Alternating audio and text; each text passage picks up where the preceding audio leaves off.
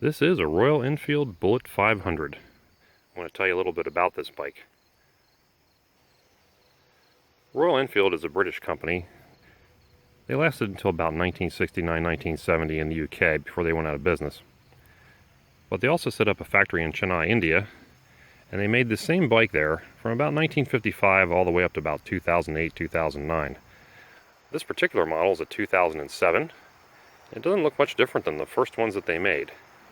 But there are differences over the years. These bikes were sold here in the US briefly, randomly through the 90s into the 2000s by a company called Classic Motorworks. Royal Enfield, the parent company, bought them out, and in the 2010s, 2011s began selling their own motorcycles themselves.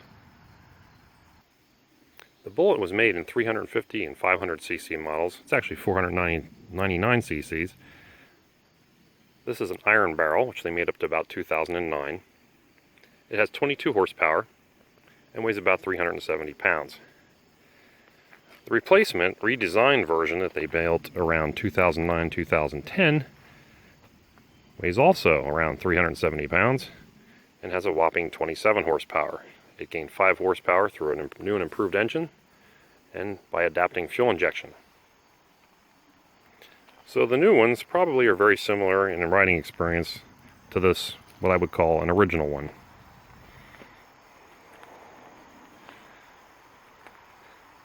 My bike's not exactly stock. It had some cafe modifications done to it prior to my buying it. I cleaned up some of that nonsense, made it look a little bit more period 1950s, which is what I like. These early original models are referred to as iron barrels because they have a cast iron cylinder with an aluminum head. The newer models have an all aluminum engine, and they can be identified by a slightly more sloped cylinder in the front, also by the fuel injection. And the easiest way to tell an iron barrel from an earlier one is the newer ones have the chain on this side. The iron barrels have it on the driver's side, or the left side. That's a quick and easy way to spot the difference. Other than that, you're going to be hard-pressed to tell them apart. Original Royal Enfields had a 4-speed Albion transmission, which isn't too spectacular. Around 2002, Royal Enfield adapted this 5-speed model, which has got much better gearing, is way easier to shift, and was engineered to have the shifter on the left. The Albion was originally a right-shift transmission, and so the linkage was adapted to left-hand shift, and often doesn't work very well, though they can be converted back to right-hand shift. These early Enfield Bullets also have drum brakes in the front. The early ones had a single leading shoe, which has one brake shoe inside the hub. These later ones have a twin leading shoe, which has 2 brake shoes. And you can tell by the 2 levers, one at the top, one at the bottom. These are tons of fun to get adjusted properly. And if you do finally get them set up correctly, they will stop the bike, but not with great authority. You have to plan your stops, as they say. There's not a whole lot of information taking place up here. You got a speedometer, which is notoriously inaccurate and reads about 10 miles an hour fast. An ammeter, which is used for telling us if you're still charging or not, and also to help you get the bike started, which I'll show you another time. On-off ignition, and that's kind of it. There's no tachometer, there's no fuel gauge, and there's no trip meter. So fuel economy and calculations have to all be done in your head.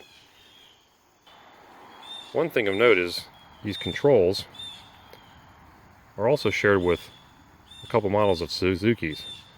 So should you need them, you can buy them elsewhere and don't have to wait to get them from India or the UK.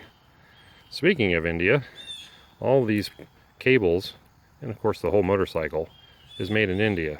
The cables in particular are not known for their reliability. Hitchcock's in the UK makes good replacements. They're much more durable.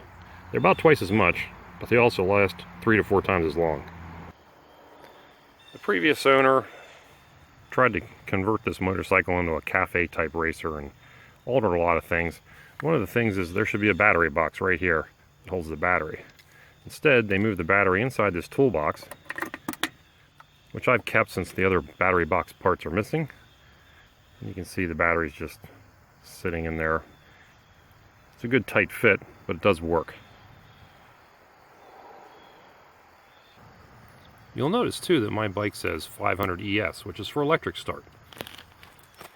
However, if you look at the bike, you'll notice the electric starter is missing. Inside this housing is a sprag clutch, which acts kind of like a ratchet on one of your tools that you use for sockets. When the starter engages, it spins the primary chain over, which starts the engine. Royal Enfields have a tendency to kick back and get the cylinder spinning the other way sometimes when they backfire, which breaks the sprag clutch, and then all the pieces in here fall down inside the primary, and you got yourself a big mess. Most electric start owners decommission their electric starters and remove them to save weight and to avoid the eventual explosion. This bike is so easy to start just by kicking. You really don't need the electric starter. Mine also has been converted to a Cahan replica carburetor instead of the original MyCarb, which not too many people think are very good carburetors. So you'll probably find a lot of these have Amals, Cahans, or Mikuni conversions. Some of the modifications done to my bike were the taillight, which is a Lucas replica, the exhaust system, which came from Hitchcock's in the UK, the intake, which is a eBay air cleaner since the original air cleaner system has been removed, and a trial seat also from Hitchcock's in the UK. Also removed the regular Mickey Mouse mirrors, just have a single bar end mirror. And the turn signals, well, it didn't come with any. I put some on the back and the front for simply using the trafficators. Legal? Well, that's questionable. The Enfield's a really simple motorcycle. It's very easy to work on. You don't need any fancy tools.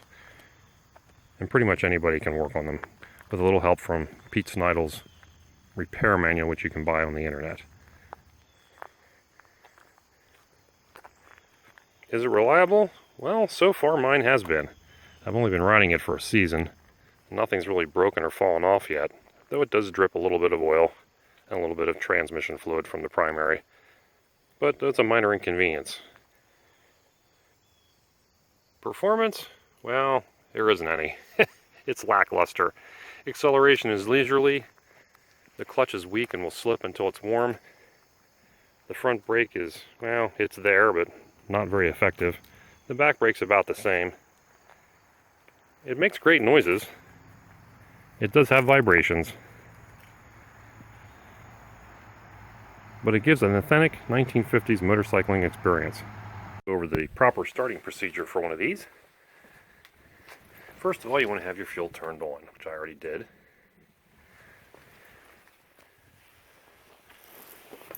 Turn your ignition to on.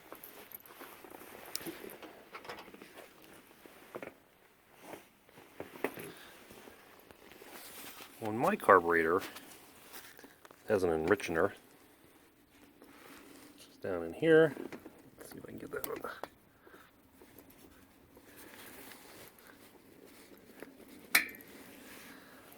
To lift that knob. Your carburetor may be different.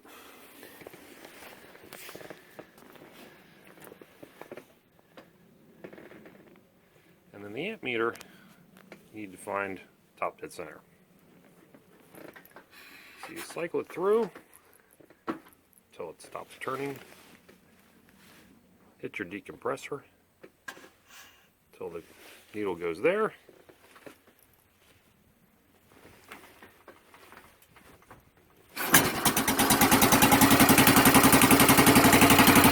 One kick.